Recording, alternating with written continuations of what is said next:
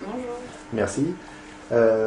Donc là, on est à peu près aux 2 tiers de la saison. Il y a eu 6 Coupes du Monde qui se sont déroulées. Eh bien, quelles sont tes conclusions pour cette première partie de saison euh, jusqu'à présent? Et puis, pour les 3 prochaines Coupes du Monde et puis la prochaine échéance qui sont les championnats du monde, quels sont tes objectifs? Un début de saison assez mitigé. J'ai perdu toute ma confiance au niveau du tir dès le début de la saison, donc des tirs en dedans, pas rapides, et en plus je mettais pas les balles. Par contre physiquement ça va très bien, donc je rattrape un peu le temps que je perds au tir, mais ça permet pas d'aller jouer devant. Ma meilleure place là c'est 12e, donc la dernière semaine a été très bien avec 3 top 20, mais c'est une semaine normalement logique, j'aurais dû faire depuis le début de la saison, donc gros point positif, surtout à l'approche du grand événement de la saison où j'ai un peu tout misé maintenant, vu que la Coupe du Monde s'est râpée pour maintenant. Et avec ces championnats du monde qui ont lieu en Corée, où j'espère une médaille. Et sur quel. Là, apparemment, donc, tu nous as dit que tu courais sur les 6 courses. Sur quelle course tes chances te paraissent les plus importantes? Les, les 6, on va dire, mais bon, c'est vrai qu'il y a le sprint qui me plaît. Mhm. Après, s'il n'y a pas la médaille, j'espère être placée au moins pour la poursuite. L'individuel, il y a le tir qui prime. Après, la Mastart, c'est une course à la bagarre que j'aime aussi. Puis il y a les relais, donc il y a une médaille possible sur toutes les disciplines. Après, celle que je préfère, ça reste le sprint, quoi. Ouais, bien sûr.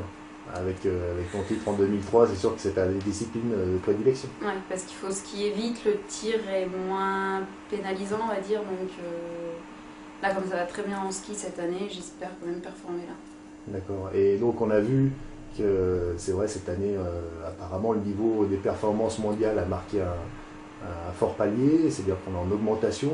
Qu'est-ce que tu en penses par rapport à la différence par rapport à l'année dernière, la progression du niveau mondial? Chez les filles comme chez les garçons, le niveau a augmenté, hein. Ça skie de plus en plus vite, ça tire bien. On n'a plus le droit à l'erreur au jour d'aujourd'hui. Je pense que tout le monde travaille. L'année prochaine, il y a les Jeux, donc le niveau va encore augmenter l'an prochain. Il faudra continuer à travailler, voire à travailler encore mieux et certainement différemment, parce que nous, on n'a pas forcément progressé le clan français. Donc il y aura des choses à revoir pour être au meilleur niveau l'an prochain à Vancouver. Voilà, donc maintenant il faut que tout, pour réussir en Coupe du Monde, il faut que tous les feux soient ouverts. Mm. Matériel, tir, ski, La forme, la forme. tout. Ouais. C'est vrai qu'on voit plus des gens qui sont incomplets, en tout cas, qui ont un handicap soit sur le tir, sur le ski. Maintenant, il faut être bon partout, quoi. Ouais, il faut être à 100% dans tout ce qui enveloppe la performance en biathlon.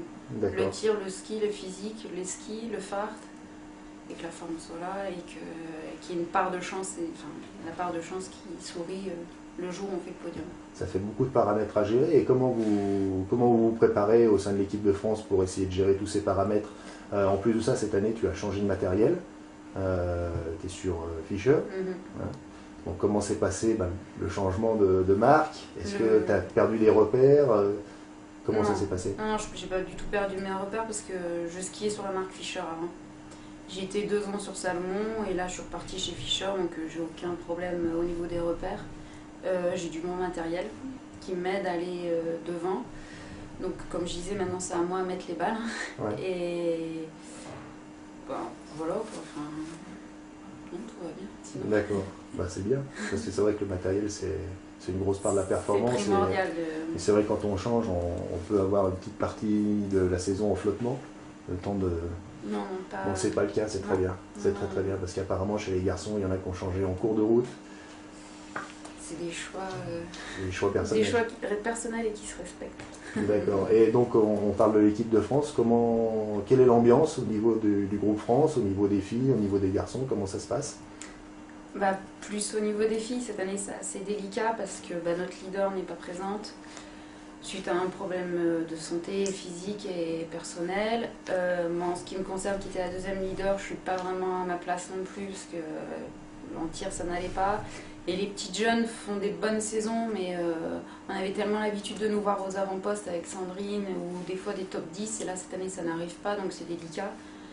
C'est une ambiance par moments très morose, mais c'est comme ça, on ne peut pas être toujours devant. On est en train de reconstruire une équipe, elles sont vraiment très très jeunes. La plupart sont encore juniors, donc il faut qu'elles découvrent ce que c'est la Coupe du Monde, les aléas de la Coupe du Monde, et puis il faut qu'elles prennent de notre expérience, il faut qu'elles s'enrichissent de notre expérience pour progresser le plus vite, parce qu'on ne demande pas, on prend pas le temps d'apprendre, quoi. Il faut aller le plus vite possible. Donc une ambiance un peu spéciale cette année, mais on est en train de construire un groupe pour l'an prochain et puis les années à venir, quoi. En tout cas, les résultats sur les relais sont encourageants parce que ça a bien fonctionné. Oui, c'est vrai qu'on a juste grillé un relais, le dernier d'ailleurs, Ruhpolding, donc on va l'oublier parce que les 3 autres ont été assez bons, avec une équipe jeune, une équipe qui découvre les relais de Coupe du Monde, donc on espère, pourquoi pas, une médaille au championnat du monde, et si elle n'arrive pas au championnat du monde, on se construira un beau relais pour les Jeux. D'accord. Et donc, je voulais savoir un petit peu au niveau des bruits de couloir, ce qui se disait dans les équipes du biathlon, sachant que y a la candidature Coupe du Monde Grand Bornand-Annecy qui a été pratiquement validée par l'IBU. Est-ce que ça se discute entre les athlètes, entre les entraîneurs? Il y a des petites choses qui fuitent?